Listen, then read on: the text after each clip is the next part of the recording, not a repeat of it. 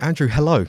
Hi, thanks for having me. Absolute pleasure. The pleasure is definitely all ours. And as Fujan's saying, we understand that you've got a PhD in physics, but decided to move over to biology in essence, right, for aging and longevity. What made you think that that's the biggest challenge facing humanity at the moment? I actually changed career, and this is going to sound a little bit strange. I changed career because of a graph. And that graph, it's quite a simple graph. It's just how old you are along the bottom and your risk of death up the side. And so we all know that older people are more likely to die, right? That's obvious. But just how much really shocked me. So let's try and put some numbers to it to make sense of it. I'm currently 38 years old. What that means is my chance of death this year is about 1 in 1,000. And I quite like those odds, because what that would mean, let's imagine that could extend out for the rest of my life. I'd live into my 1,030s on average. Obviously, unfortunately, that isn't what happens. Our risk of death as humans doubles about every 8 years. What that means is you can take that small number and you can double it and you can double it and you can double it. Eventually, it starts to get very big very quickly. So if I'm lucky enough to live into my 90s and unlucky enough that we haven't made any medical breakthroughs, any breakthroughs in the biology I'm interested in the intervening time, my risk of death in one of those years will be about 1 in 6. That's life and death at the roll of a dice. And there are two ways to look at this graph, right? You can either look at it as a human being and think that's terrifying. I've got this exponential wall of mortality coming at me. Or you can look at it as a PhD physicist and think, wow, what is this sort of fundamental ticking clock inside all of our biology that means that we have a dramatically increased risk of death, which is driven by a dramatically increased risk of all kinds of diseases, of cancer, of heart disease, of dementia, all these different things also increased basically exponentially with age. And if we could understand that change in our biology, could we do something about it? And so I decided I'm going to leave physics, go into computational biology, so that's sort of the nerdy data analysis side of biology, and try and work out what we can do about it. And that's how I got where I am today. Just a little follow-up question. Having such a deep understanding of physics, has that helped you? I mean, of course, from a research perspective, I'm sure it has, but is there physics involved? And this is coming from someone who's a creative major at university, right? So is there physics involved in biology and the aging process? I think what's really changed about biology in the last sort of 10, 20 years is it's turned from a very sort of wet, squishy lab science. That's still really important, by the way. You know, full respect to lab biologists, I wouldn't know where to start. But it's turning into a data-driven science. And so that means that although the physics isn't sort of directly applicable, there are a few places, like if you're designing a new kind of microscope or you're trying to analyze the structure of the tiny molecules inside our body, there's a lot of physics in that. But also the sort of biology I went into was essentially data analysis, because now we've got sort of DNA sequence data, we've got all kinds of tests, we've got hospital medical records. That's the sort of data I was analysing. We've got machine learning tools that we can do the analysis with. I think that's the sort of really exciting place, because once you get to a point where a science can be understood numerically, can be understood with data, you can really start to get insights that are just much harder to do if you're sort of describing on a narrative level, looking at stuff down the microscope. It's brought us a long way, but I think this data revolution is really what's going to transform biology. That's incredibly educational for me. Thank you very much for that. You're very welcome. Amazing. And I think aging is not really something that people get excited about, but certainly it seems like from your point of view, it's an exciting time.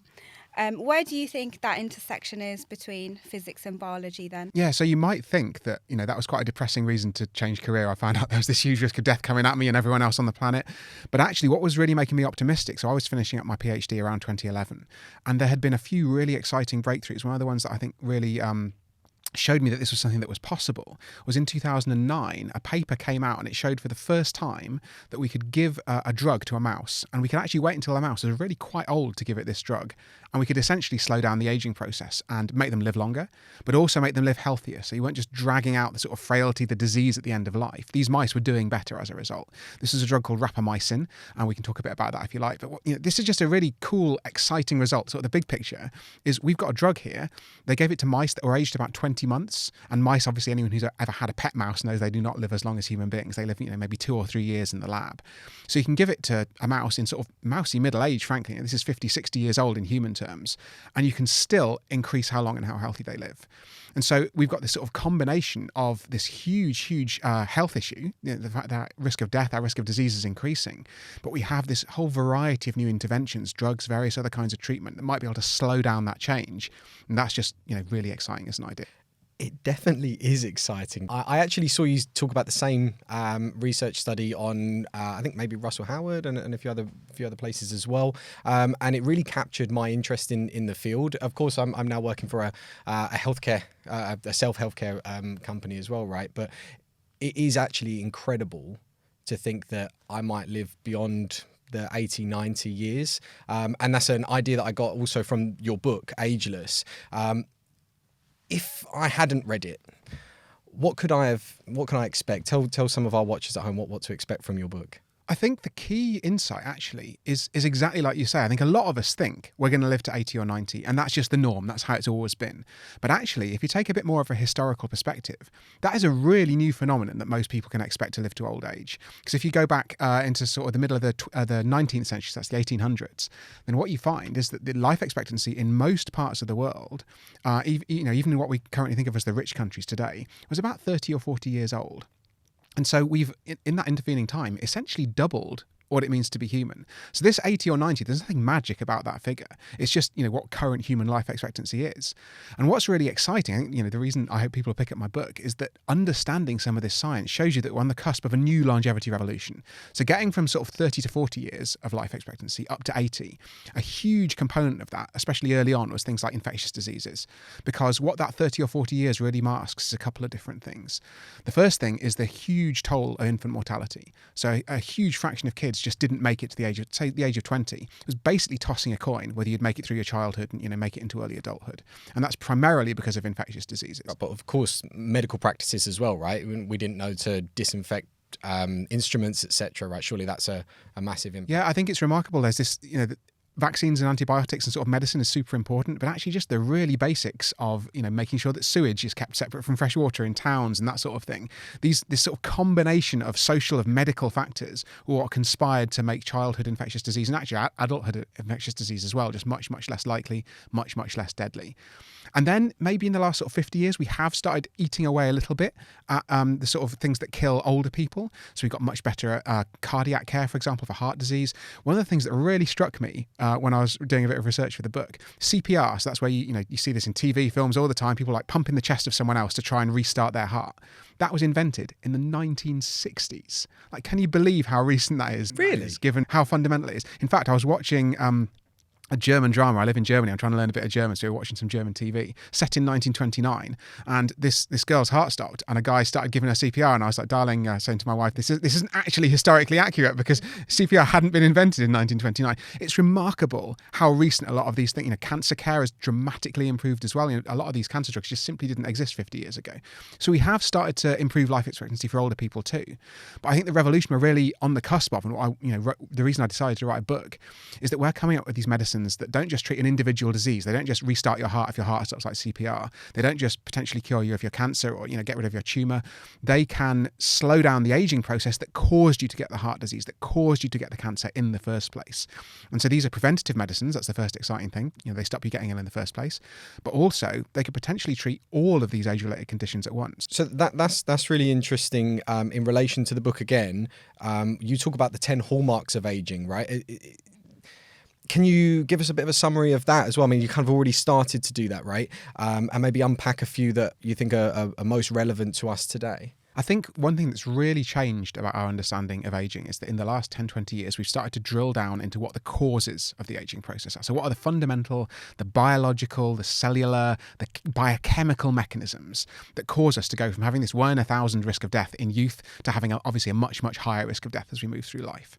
And this has been broken down in one of the most highly cited papers ever. This is scientists cite papers, they refer to them when they think they're useful. This is, I think, the most highly cited paper ever in aging biology, called The Hallmarks of Aging, came out in 2013. And what this does is it breaks the aging process down into these component parts. And these affect all different scales of our biology. Actually, in my book, I have one more hallmark, because there's been a bit of a development in aging biology in the intervening 10 years. So if you try and break it down into these 10 components, it starts at the very, very smallest, most fundamental things, the actual molecules that are inside our body. So obviously, everyone's heard of DNA. That's the instruction manual that tells our cells how to behave, tells us how to turn from a single fertilized egg inside our mother all the way into this sort of fully functional adult human, hopefully fully functional anyway, with loads and loads of different cell types, eye cells, brain cells, liver cells, all these different cells doing what they're supposed to do. That instruction manual can accumulate effectively typos. So you imagine it's made up of 4 letters, 4 chemical letters in this case, A, T, C, and G. As we go through life, we can get these sort of typing errors because our cells can divide. They can misread the DNA as they copy it during the cell division process. You can get environmental things like toxins, things like ultraviolet light hitting your skin can damage the DNA in that way. An accumulation of these mutations of the damage to the DNA, we think, is one of these hallmarks of aging, perhaps the most fundamental. And the thing that I think this is most commonly associated with is cancer, because cancer is essentially a disease where you accumulate enough mutations in your cells, and that cell then it takes the brakes off. When it should be stopping dividing, it carries on dividing, and that can form a tumour. So that sounds just like when my mum would always say, put your sun cream on because you get a sunburn and the sun's going to give you wrinkles. And I've got Irish skin anyway, I'm going to get wrinkles. But that it's nice to know the science behind that. Yeah, definitely. And actually learning a bit more about aging has made me much more sort of bullish on the sun cream for a couple of reasons. I mean, skin cancer is bad. You're quite fair anyway, aren't you? Yeah, exactly. I'm trying to stay that way because actually, I think that what the tanning process shows is that's your skin responding to this threat. The sun coming from the external environment. Obviously, skin cancer is a bad thing. That's something that's well known. We also know it damages the collagen, the proteins in your skin, which is probably one of the reasons it leads to wrinkles to such a degree. But also, we now understand that this damage to the DNA might have a sort of broader aging consequence as well, which is that if I got a random person, aged 50 or above, and took a sample out of their skin, I would find that there basically isn't a single unmutated cell. And the reason is that when you get one of these bits of one of these mutations, it doesn't necessarily have to actually be cancer, but what can happen is it can encourage that cell to divide more and more times. And if you imagine the cell's got a mutation that causes it to divide more, this is evolution happening on the scale of your skin. And so that cell's going to divide more, it's going to outcompete the other cells that haven't got this mutation. And so what you find is that most of your skin, by the time you're aged over 50, is covered in these mutant clones. And that's not what a young person's skin looks like. And we don't know exactly whether that contributes to the aging process, and if so, how. But your skin is your largest organ. It's really fundamental. It's your barrier between your innards and the outside world. I'd rather not have those clonally expanded mutated cells all over my skin. So I think that's just another reason to sort of preventatively try and stop that from happening by slapping on some sun cream. Oh, you've actually scared me.